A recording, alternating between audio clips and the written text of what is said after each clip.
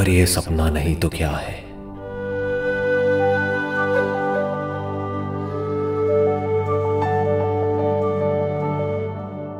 खुद ही में खुद को देखता,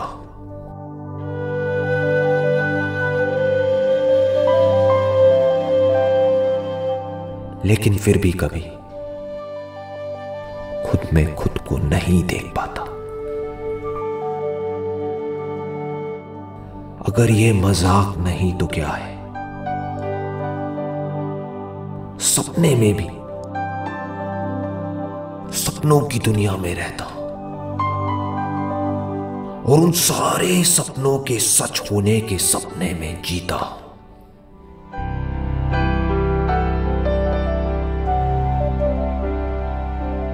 अगर ये सपनों की लहर नहीं तो क्या है?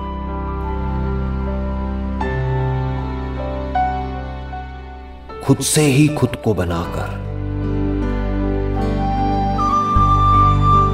खुद ही से खुद को मिटाकर खुद ही में मिल जाता। अगर ये खुद से खुद की लड़ाई नहीं तो क्या है?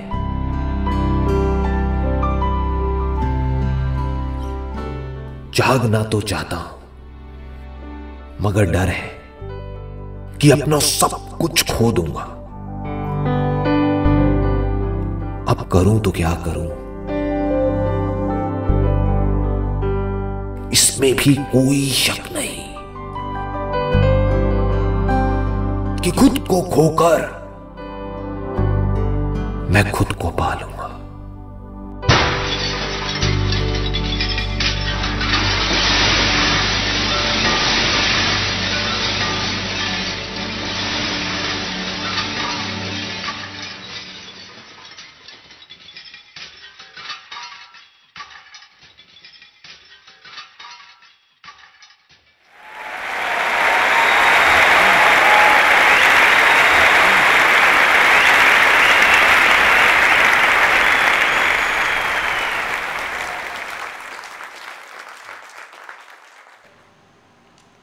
कितने लोग हैं यहाँ पर जो पिछले कई सालों से ध्यान कर रहे हैं या इस रास्ते पे चल रहे हैं? बहुत सारे लोग, ऑलमोस्ट सारे। ऐसा कुछ भी नहीं है जो मैं आपको सिखा सकता हूँ या बता सकता हूँ, क्योंकि जब यहाँ पर हम चलते हैं तो हर एक के एक्सपीरियंसेस एक दूसरे से बिल्कुल अलग अलग होते हैं। तो मैं सिर्फ एक काम कर सकता हूँ, या तो मैं आपके जो क्वेश्चंस हैं या जो भी आप मुझसे पूछने वाले हैं उसमें से कुछ सीख सकता हूँ, या फिर अपने एक्सपीरियंसेस आपके साथ में शेयर कर सकता हूँ। और वही आज होगा। मैं अपने एक एक करके अपने जो एक्सपीरियंसेस हैं वो आपके साथ में शेयर करूँगा।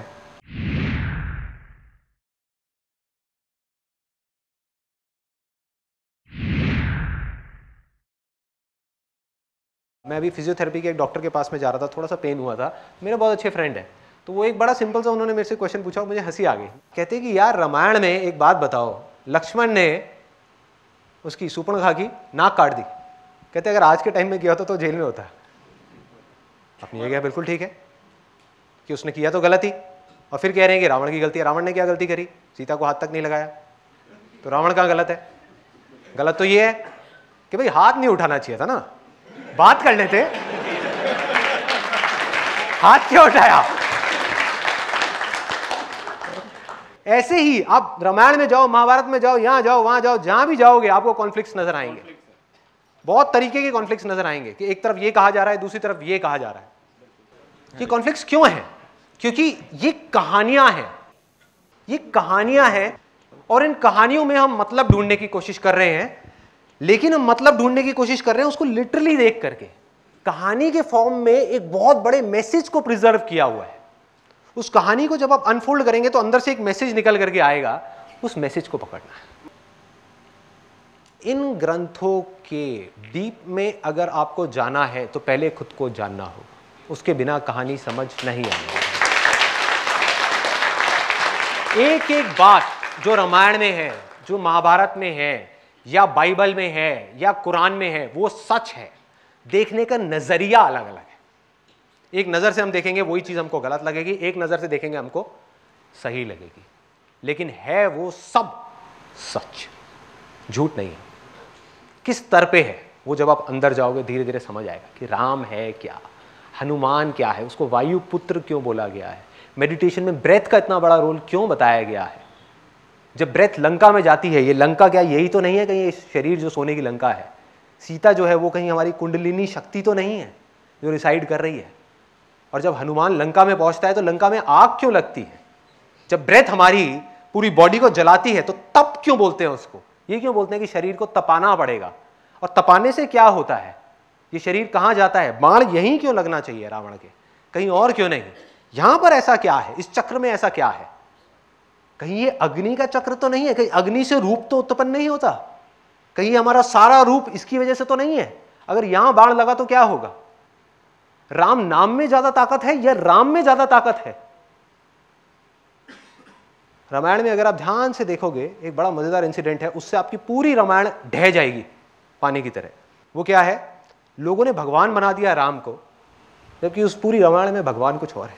भगवान राम का नाम है, ना कि वो इंसान है जिसकी बात की जा रही है। Getting my point? एक बार उसका एक छोटा सा किस्सा है, जब जा करके वो पत्थर फेंक रहे होते हैं राम राम लिख करके, उसमें राम भगवान खुद जा करके एक पत्थर को उठा करके फेंकते हैं समुद्र में और वो डूब जाता है। क्या मतलब है? राम नाम नहीं।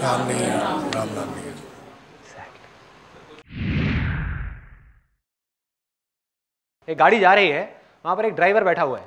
एक गाड़ी है, गाड़ी क्या है? आपकी बॉडी है। माइंड जो है वो आपका ड्राइवर है जो उस बॉडी को चला रहा है। आप बैठे हुए हो, आपको झपकी लग गई, नींद आ गई, आप सो गए हो। माइंड क्या कर रहा है? वो जागा हुआ है, वो जहां चाह रहा है वहां लेकर के जा रहा है और बॉडी को इधर उधर ठोक रहा है, धार धार धार धार धार धार धार। और पीछे बैठे बैठे आप बस झटके खा रहे हो, आप परेशान हो। ये हो रहा है, ये खेल है। तो जैसे ही आप जाग जाओगे क्या होगा? ड्राइवर को पता लग जाएगा कि भाई ये तो जाग गया है, अब थोड़ा तरीके से चलाओ गाड़ी। अब आप अगर उसको कहोगे कि तूने ये करना है तो वो ये करेगा, वो करना है तो वो करेगा। उस गाड़ी को जहां लेकर के जाना है वहां लेकर के जा सकते हो, जो चाहे वो कर सकते हो। ये तो आप कौन हो? जो पीछे बैठे हो, आप मालिक हो। मालिक नौकर बन गया, नौकर मालिक बन गया। ये जड़ है सारी की सारी प्रॉब्लम।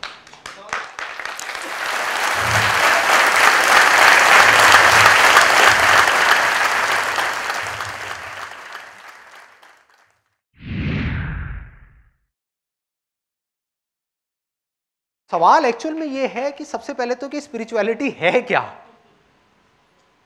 क्या जो आदमी स्पिरिचुअलिटी में है, क्या वो मटेरियलिस्टिक वर्ल्ड से कट गया? हो सकता है हाँ, हो सकता है ना। हो सकता है एक मटेरियलिस्टिक आदमी इस वर्ल्ड में रह करके एक स्पिरिचुअल आदमी जो पहाड़ पे जाकर के चोटी पे बैठा हुआ है उससे लाख गुना ज्यादा स्पिरिचुअल हो। और दूसरी तरफ एक ऐसा आदमी जो अपने आप को स्पिरिचुअल कहता है किसी भी वे में, वो बिल्कुल ही अनस्पिरिचुअल हो, वो बिल्कुल ही मटेरियलिस्टिक हो। तो सारा खेल यहां है। There is no dividing line between spirituality and materialism. ये सिर्फ हमारे मन के वहम है। हम खुद अपनी एक इमेजिनरी एक वर्ल्ड क्रिएट कर रहे हैं और क्रिएट करके अपनी ईगो को बढ़ाने के लिए या तो हम बोल रहे हैं कि हम स्पिरिचुअल हैं या हम बोल रहे हैं कि हम मटेरियलिस्टिक हैं। आप किसी को दिखाने के लिए कर रहे हो या फिर सच में आप कट चुके हो उसमें रहते हुए भी। अच्छा, जैसे कमल खिलता है, कमल का क्या सिंबल है? कीचड़ के अंदर से कमल खिल रहा है। क्या आप उस तरीके से हो? और ये कीचड़ क्या है? कहीं ये दुनिया ही कीचड़ तो नहीं है? और इसमें से खिलना, इससे हल्का सा ऊपर उठना, क्या यही स्पिरिचुअलिटी है? या इसमें रमे रहना और उसको स्पिरिचुअलिटी का नाम देना, मटेरियलिस्टिक चीजों का नाम देना, रिलीजन का नाम देना, भगवान का नाम देना, क्या वो स्पिरिचुअलिटी है? अभ्यास आपका राइट है, आप कर सकते हो, यही करना है। वैराग्य आप नहीं कर सकते, वो होता है अपने आप अभ्यास के थ्रू। कंसंट्रेशन किसी भी चीज पे, किसी भी काम पे, चाहे बाहर चाहे अंदर, आप कर सकते हो। मेडिटेशन आप नहीं कर सकते, मेडिटेशन में जा सकते हो। कोई अगर आपको कहता है ना कि मैं मेडिटेशन कर रहा हूं, इसका मतलब वो कंसंट्रेशन कर रहा है, ध्यान नहीं कर रहा। ध्यान में आप चले जाते हो। जब कुछ करना ना पड़े, अपने आप होने लग जाए, तब आप ध्यान की उसमें हो अवस्था में। सो अब ये वैराग्य होता क्या है? अगर आप किसी चीज को छोड़ने की कोशिश कर रहे हो तो आपको छोड़ने से अटैचमेंट हो गई है, इसको भी छोड़ना है। तो चीजें छूटती कैसे हैं? ये वैराग्य है क्या? अभ्यास करते करते करते करते करते करते करते करते एक ऐसी स्टेट आ जाती है जब आप आगे बढ़ते हो। मटेरियलिस्टिक वर्ल्ड में देखो चीजें कैसे छूटती हैं, ऐसी स्पिरिचुअल वर्ल्ड में छूटती है। आज आपके पास में साइकिल है, बाइक है, स्कूटर है, क्या है आपके पास में? बाइक है। तो अगर आपको कोई आ करके देगा कि भैया मेरी साइकिल ले ले और अपनी बाइक मुझे दे दोगे? नहीं दोगे। गाड़ी देगा तो हाँ फिर तैयार है। चलनी चाहिए गाड़ी बढ़िया गाड़ी है यार, बढ़िया ब्रांड न्यू गाड़ी, एक्सचेंज हो जाएगी। गाड़ी आपको मिल गई, सपोज सेंट्रो मिल गई, कल को कोई आता है और बढ़िया आपको गाड़ी दे देता है, होंडा सिटी दे देता है, कर लोगे एक्सचेंज सेंट्रो से? कर लोगे। तो आपने क्या किया? सेंट्रो को छोड़ दिया और होंडा सिटी को पकड़ लिया। इसी को वैराग्य बोलते हैं। जब भी हमको कोई बड़ी चीज मिल जाती है तो छोटी अपने आप ही छूट जाती है, छोड़नी नहीं पड़ती।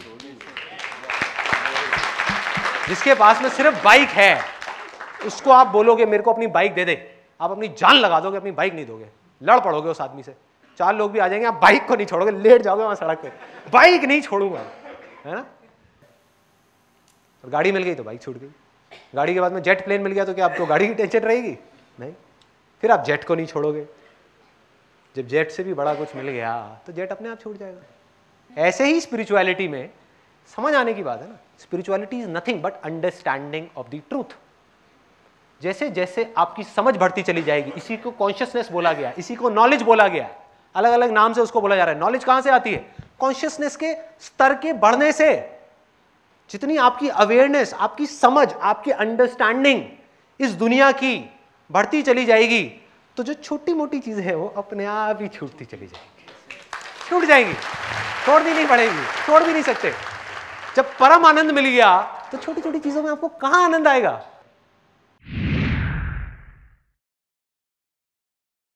जब भी आपका मन शांत होगा कुछ भी करने से, वो अच्छे कर्म है। जिससे भी आपका मन अशांत होगा या दूसरों का मन अशांत होगा वो बुरे कर्म है। अगर इसका मैं बेस बताऊं, बेस कि क्या करना है और क्या नहीं करना, जो भी इस कैटेगरी में फॉल होता है वो अच्छे कर्म है, जो इस कैटेगरी से बाहर है वो सब बुरे कर्म है। वो क्या है? सबसे पहला सेल्फ इंक्वायरी, सबसे अच्छा कर्म है। इससे अच्छा दुनिया का कोई कर्म नहीं हो सकता। स्पिरिट ऑफ इंक्वायरी, वो इंक्वायरी की स्पिरिट क्या है कि मैं हूं कौन। इससे अच्छा कर्म दुनिया में और कोई नहीं है, हो ही नहीं सकता, क्योंकि ये आपको अंदर लेकर के जा रहा है, बाकी सारे विचार आपको बाहर लेकर के जा रहे हैं। तो कितने लोगों के अंदर ये सवाल उठाए कि मैं कौन हूं, कहां से आया हूं, कहां जाने वाला हूं। इससे अच्छा कोई कर्म नहीं है इस दुनिया में। इसको पकड़ करके रखो। जब तक ये सवाल आपके अंदर है आप अच्छे कर्म कर रहे हो। जिस दिन ये सवाल आपके अंदर से निकल गया आप बुराई के रास्ते पे अपने आप ही चल पड़ोगे, चलोगे नहीं, चलने लग जाओगे। दूसरा क्या है? Self control. जो करने से आपका सेल्फ कंट्रोल बढ़ रहा है, किसके ऊपर? अपनी 10 इंद्रियों के ऊपर। जो हमारी 5 ज्ञानेंद्रियां हैं, 5 कर्मेंद्रियां हैं और एक एकदश इंद्रिय जिसको बोला गया माइंड। अगर सिंपल वे में देखा जाए तो इस 11 के बाहर और कुछ भी नहीं है। सिर्फ इन 11 पे आपको कंट्रोल करना है, वही लोग नहीं कर पा रहे। फॉर एग्जाम्पल, एक आदमी कहता है कि मैंने स्विमिंग सीख ली। कहां सीखी? पानी के बाहर। पानी के बाहर। तब पता लगेगा उसको स्विमिंग आती है नहीं जब वो पानी के अंदर जाएगा। तो जब वो इंद्रियां आपके ऊपर हावी होती हैं तब उस समय आपको अपनी विल पावर को, अपनी इच्छा शक्ति, जो इच्छा शक्ति किसकी है? उसी की है, अंदर जो है उसकी इच्छा शक्ति को लेकर के सामने आना है। और उस समय धीरे धीरे अगर आपका अपने ऊपर कंट्रोल आता चला गया, एक ऐसी स्टेट आ जाएगी जब आपको कंट्रोल करना नहीं पड़ेगा। ये सब 10 की 10 इंद्रियां आपके कंट्रोल में होंगी। चाहोगे तो करोगे, चाहोगे तो नहीं करोगे। चाहोगे तो यहां से कुछ आएगा, चाहोगे तो नहीं आएगा। और एंड में जो 11वीं इंद्री बच जाएगी, जो सबसे ज्यादा पावरफुल है, वो है माइंड। धीरे धीरे जब ये 10 इंद्रियां हटेंगी उसके बाद में जब ये माइंड आएगा आपके सामने निकल करके, विच इज वेरी पावरफुल, बहुत पावरफुल है, क्योंकि आपकी सारी पावर्स इस माइंड के अंदर है, सारी पावर्स। और इसके युद्ध को, इस माइंड के साथ के युद्ध को बोला गया है रामायण और महाभारत। इस युद्ध की बात है।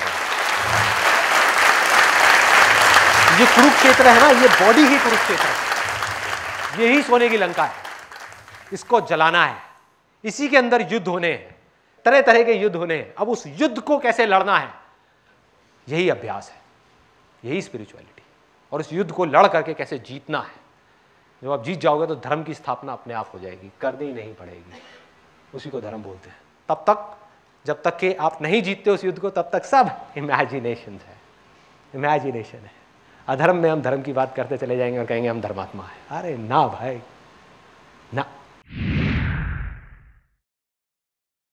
करीबन 1 साल पहले मैं धर्मशाला गया था और वहाँ जा करके एक पहाड़ है जहाँ पर कोई गाड़ी नहीं जा सकती, वहाँ से 20 मिनट पैदल चल के जाना होता है।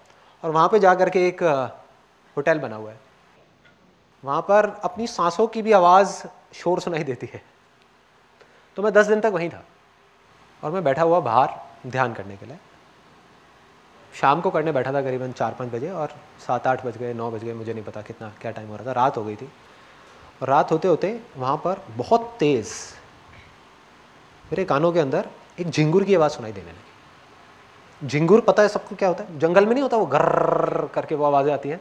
उस आवाज़ को मैंने देखना शुरू किया। देखना मतलब मन की आंखों से देखना, एक आंख से देखना, जिसमें एक आंख से देखने की बात करी गई है ना, एक आंख से देखना, उसको देखना शुरू किया बंद आंखों से। जब उसको देखा तो वो एक आवाज़ नहीं थी, वो 2 आवाज़ें थी। 2 के बाद में और दिखी, फिर और दिखी, फिर और दिखी, उसके अंदर कई आवाज़ें थी। उस एक झिंगुर की आवाज़ में बहुत सारी आवाज़ें थी। उस आवाज़ को तोड़ा तो समझ आया कि ये एक आवाज़ नहीं है, एक लग रही थी, एक नहीं है, उसके अंदर बहुत सारी आवाज़ें हैं। जैसे एक वीडियो देखते हैं, वीडियो में 1 सेकंड में 25 फ्रेम निकल जाते हैं, 25 स्टिल फोटोग्राफ्स निकलती है। देखने में क्या लगता है कि मैंने 1 सेकंड देखा, जबकि 25 फ्रेम निकल गए। सोचो अगर उसको स्लो मोशन में कर दिया जाए तो आपको समझ आएगा कि ये हो क्या रहा है, फिल्म चल कैसी रही है। तो जैसा आप फिल्म के बारे में सोच रहे हो और जो फिल्म है उसमें फर्क आता चला जाएगा। ऐसे ही आवाज़ में है, ऐसे ही हर चीज़ में है, ऐसे ही स्मेल में है, हर चीज़ में है। जो भी हमारी इंद्रियां हैं, जो हम सोच रहे होते हैं, जैसा हमको दिख रहा होता है वो कुछ और होता है, रियलिटी कुछ और होती है। ये हमारी माइंड की परसेप्शन होती है जो उसको इंटरप्रेट करके उस साउंड को देती है। जैसे ही मेरा ध्यान उस आवाज़ पे जा रहा था, वो एक्सपैंड करती चली जा रही थी, बढ़ती चली जा रही थी। ध्यान हटा, वहां से दूसरी आवाज़ की तरफ आया जो बेस था, जिस आवाज़ के ऊपर ये आवाज़ टिकी हुई थी, तो आवाज़ गायब। गायब कहां से आई, कहां गई, पता नहीं। तो जब तक मैं देख रहा था बहुत सारी आवाजें थी, जो आवाजें एक उस आवाज में से निकल करके आ रही थी, उसी में से आई, उसी में से गई, उसी में से आई, उसी में से गई। उसको भी देखना बंद किया तो मैं भी नहीं था, कुछ नहीं था, कुछ नहीं। तो इस एक्सपीरियंस से मुझे क्या समझ आया, ये चीज हो गई। और कई बार क्या होता है कि वो चीज हो जाती है, यहीं पे सेल्फ इंक्वायरी का बहुत बड़ा रोल आता है। जो मैंने आपको कहा ना, सेल्फ इंक्वायरी, हर चीज को समझना है, सिर्फ एक्सपीरियंस नहीं करना, उसको समझना भी है कि क्या है, क्यों है, कैसे है, क्या हो रहा है, कैसे हो रहा है। तो उस समय नहीं समझ आया, उस समय तो बस ये एक्सपीरियंस रजिस्टर हो गया। लेकिन जब बाद में इसके बारे में मैंने समझने की कोशिश करी तो मेरे को 2 चीजें मोटी मोटी समझ में आई। एक ये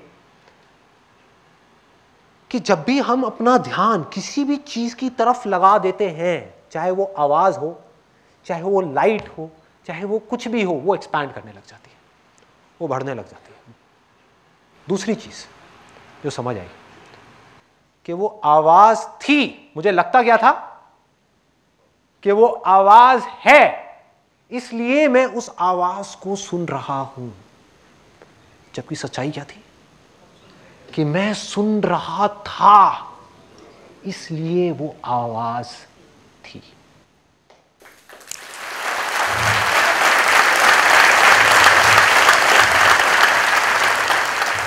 अब इसको आवाज से हटा करके कहीं और डालते हैं।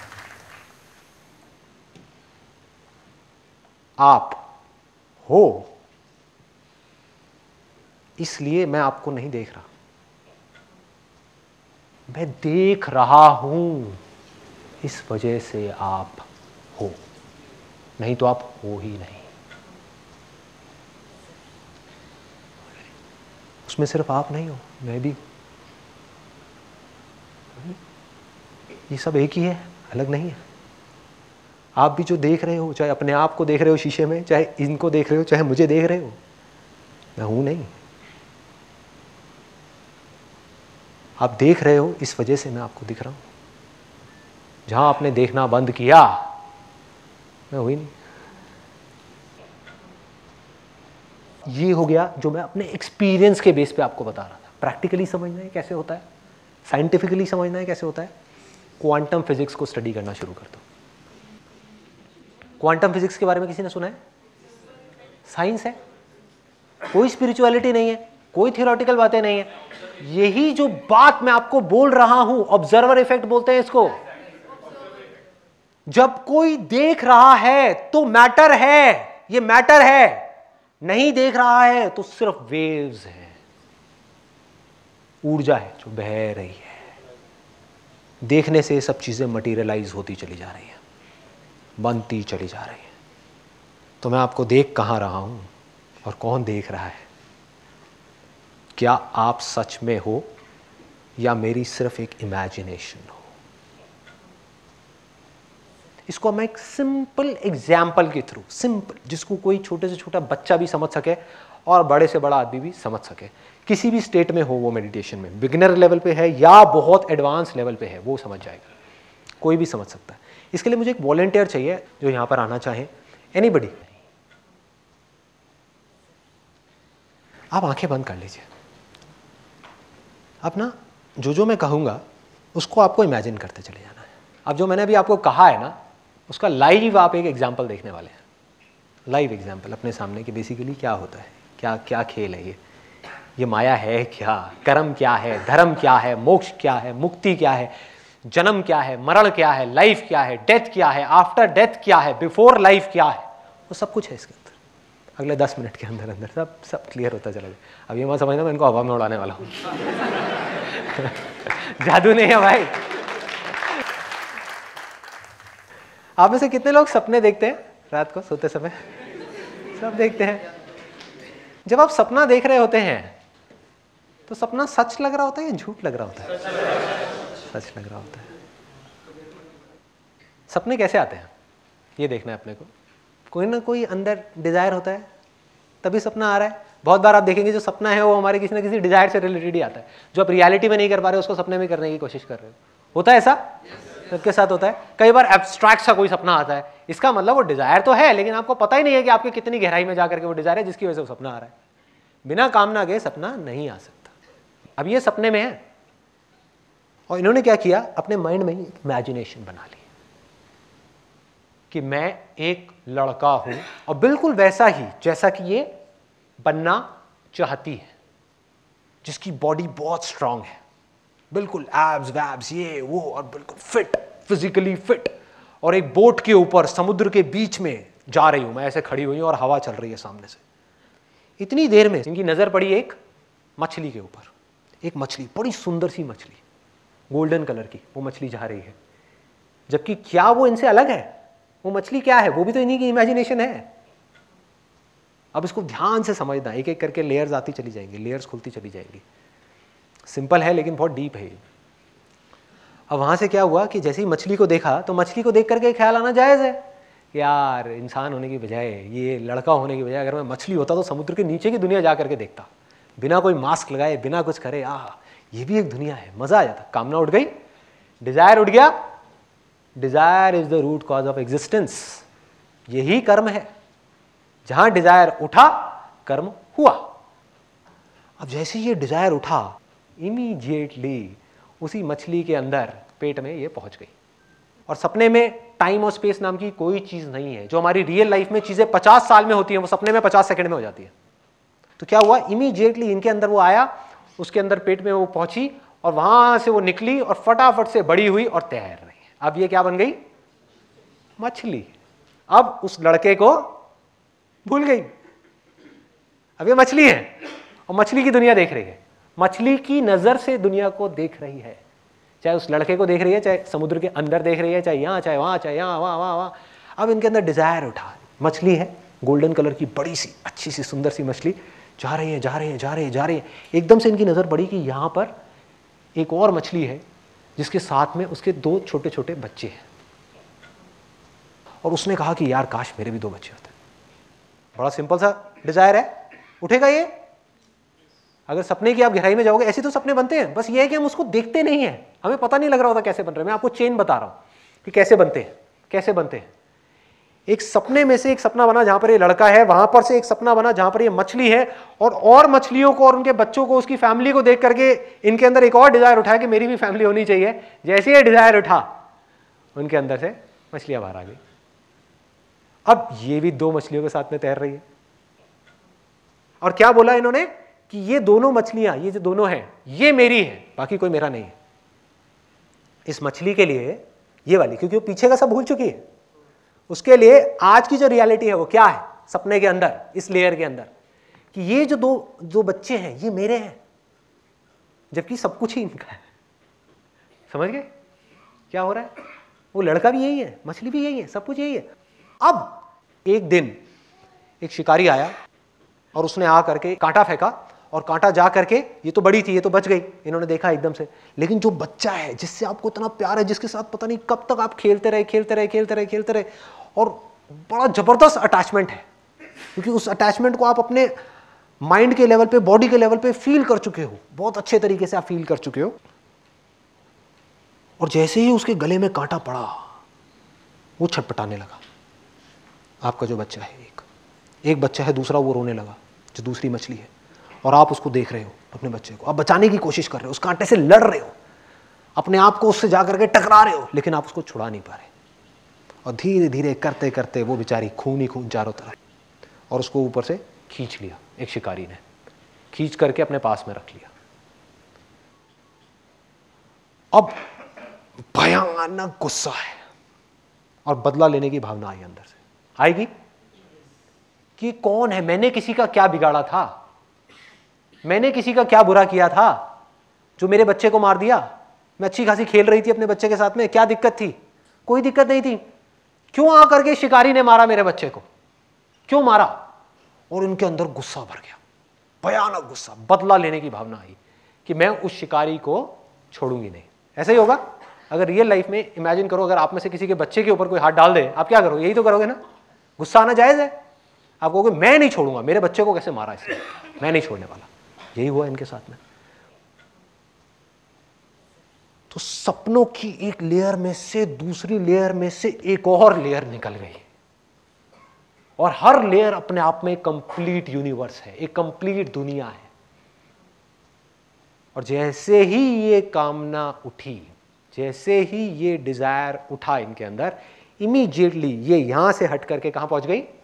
एक लेडी थी जो फॉर एग्जांपल प्रेग्नेंट होने वाली थी, तो सीधा उनके कोख में पहुंच गई, उनके अंदर वहां पे गई, जा करके पैदा हुई, पैदा होते ही बड़ी हुई, बड़ी हुई, बड़ी हुई और बड़ी हो गई। वहां पर वो लड़का है, बदला लेने के लिए पैदा हुई। उसने जा करके मारा उस शिकारी को, और वो शिकारी मर गया। और अब हुआ क्या कि वो शिकारी जिसने एक मछली के बच्चे को मारा था, वो कांटा फेंका था, वो कौन था? वही आदमी जो उस नाव पे चल रहा था। समझ आ रहा है? वो पहला, यहां से क्या बनी थी? एक लड़का बनी थी जिसकी बॉडी बहुत स्ट्रांग थी, जो बोट पे जा रहा था। क्या था वो? वही तो शिकारी था, वही तो है वो शिकारी जिसको बूढ़ा होने के बाद में मारा गया है। वो भी यही, और वो भी वही, और वो भी वही, और वो भी वही, और वो भी वही। अब सबसे मजेदार चीज, आप एक बार आंख बंद करिए। ये जो पूरी दुनियाएं क्रिएट हुई है, यहां से यहां, यहां से यहां, यहां से यहां, यहां से यहां, ये सब कहां है? इनके अंदर है ना? इनके अंदर ही तो है। तो अभी यहां पर जो कुछ चल रहा है, मेरा सिंपल सा सवाल ये है कि ये कहां है? आपको ये तो समझ आ गया कि आगे तक की जितनी चेन थी वो सब इनके अंदर ही है, कि पीछे की चेन कहां है? कहां है? जहां पर टाइम और स्पेस नाम की कोई चीज नहीं है। यही सवाल है जो आपको अपने अंदर भरना है, अपने अंदर डालना है। ये आपको एंड तक ले जाएगा, एंड तक ले जाएगा कि अगर मेरे सपनों की दुनिया में मैं यहां से वहां, वहां से वहां, वहां से वहां, वहां से वहां, जहां टाइम भी क्रिएट हो रहा है, स्पेस भी क्रिएट हो रहा है, लोग भी क्रिएट हो रहे हैं, दुनियाएं भी क्रिएट हो रही है, दुनिया के अंदर दुनिया बनती चली जा रही है, सब कुछ होता चला जा रहा है, तो मैं ये कैसे कह सकता हूं कि ये जो हो रहा है ये भी मेरी पीछे कोई इमेजिनेशन नहीं थी? हो सकता है कि जो कुछ मैं कह रहा हूं वो सब बकवास हो सकता है उसमें कुछ सच हो। उसका जवाब सिर्फ और सिर्फ आपको अपने अंदर जाकर के मिलेगा, बाहर से नहीं मिल सकता। I don't believe in the word God, I believe in God which is nameless. For example, एक आदमी है जो यहां पर पहुंच गया है ना, और अपने आप को शीशे में खड़े होकर के देख रहा है। खड़े आप भी वही हो, देख आप भी रहे हो, फर्क क्या है, उस शीशे पे धूल जमी हुई है। अब उसकी सारी धूल हट गई, अब वो खुद को देख रहा है, खुद के निराकार रूप को देख रहा है, जो बेस है हर चीज का। सब कुछ बदल रहा है लेकिन वो नहीं बदल रहा, वो वहीं का वहीं है, बिल्कुल स्टिल है, और उसी के अंदर सब कुछ हो रहा है। और आप जब उसको देख रहे हो तो कोई उसको देख करके बोल रहा है कि ये परमात्मा है, कोई कह रहा है कि हम इसके बच्चे हैं, बिल्कुल ठीक है, क्यों नहीं है? ये कहना गलत होगा? गलत क्यों है? यहीं से तो आप आए हो ना। उसी रिफ्लेक्शन में जब खुद को देख रहे हो, जब आप खुद के दर्शन कर रहे हो, तो आपको यह लग रहा है कि वो अलग है, क्योंकि आप खुद को कभी नहीं देख सकते। लेकिन जिस प्योरिटी में जाकर के लास्ट स्टेट में आप खुद को देख रहे हो, तो वो आप खुद ही हो। डीपर रियलाइजेशन आपको है, लेकिन आपको लग रहा है कि इसके बियॉन्ड भी कुछ है। तो कोई कह रहा है कि ये भगवान है जो दिख रहा है, जो निराकार है, जो ये है, जो वो है, और वो बिल्कुल ठीक कह रहा है, क्योंकि अब वो डिपेंड करता है किस वे में कह रहा है। वो कह रहा है कि इस बॉडी के लेवल से जब मैं उसको देख रहा हूं, तो एक लहर को अगर देखा जाए तो लहर समुद्र का बच्चा ही हुई ना। तो वो कह रहा है I am the son of God, मैं बच्चा हूं और वो भगवान है, वो सच कह रहा है। कोई कह रहा है भगवान ने दुनिया बनाई है, बिल्कुल सच है, भगवान ही है रहा। लेकिन भगवान ने बनाई है, भगवान में से जो निकला उसने बनाई है, वो भी तो भगवान ही है, वो भी सच है। झूठ किसे कहोगे? कोई कह रहा है अहम ब्रह्मस्मि, अनल हक, आई एम दैट, कि मैं ही वो हूं, वो भी सच है। कहने का तरीका अलग अलग है, कहने का तरीका थोड़ा सा अलग अलग है, सब सच है, झूठ कुछ भी नहीं है। कहने का तरीका अलग अलग है। जो भक्ति में जाकर के डूब करके बोलेगा वो कहेगा परमात्मा है, जो ज्ञान में जाकर के डूब करके बोलेगा, साक्षात देख करके बोलेगा, वो कहेगा अरे तो मैं खुद ही हूं। बातें किसी ने भी गलत नहीं कही, ना जीसस ने, ना इसने, ना उसने, ना उसने, किसी ने गलत नहीं कही, सबने एक ही बात कही है। लोगों ने क्या किया? बातों को छोड़ दिया और अपनी कामनाओं को पूरा करने के लिए भगवान को यूज कर रहे हैं कि भगवान मेरी ये कामना पूरी करो, वो करो, वो करो। जबकि भगवान क्या कह रहा है? कामनाओं को छोड़ो। उसको नहीं समझा, उसमें अपना फायदा नहीं है ना। उसको नहीं समझा कि परम उसमें कैसे जाना है, परम आनंद में कैसे जाना है, उसमें कैसे जाना है, उसमें कैसे जाना, ना कुछ नहीं। भक्ति का मतलब नहीं समझा, ज्ञान का मतलब नहीं समझा। भक्ति क्या है? वो आवाज जो ना बन रही है ना मिट रही है, 24 घंटे चल रही है, जिसको अभी मैं सुन रहा हूं, बोलते वक्त भी, चुप होते वक्त भी, सपने में भी, उठे हुए भी, गहरी नींद में भी। इस आवाज का सिमरन करना, इस साउंडलेस साउंड का सिमरन करना, इसको पकड़ना ही अभ्यास है, इसको पकड़ना ही भक्ति है, इसको जानना ही ज्ञान है, और इसकी तरफ बढ़ना ही कर्म है, और कुछ नहीं है। इसके बाहर और कुछ नहीं है। लोग नाम अलग अलग दे रहे हैं, अलग अलग नामों में उलझ गए हैं, और वो ये नहीं समझ पा रहे, अब इस चीज को वो एक्सेप्ट नहीं कर सकते।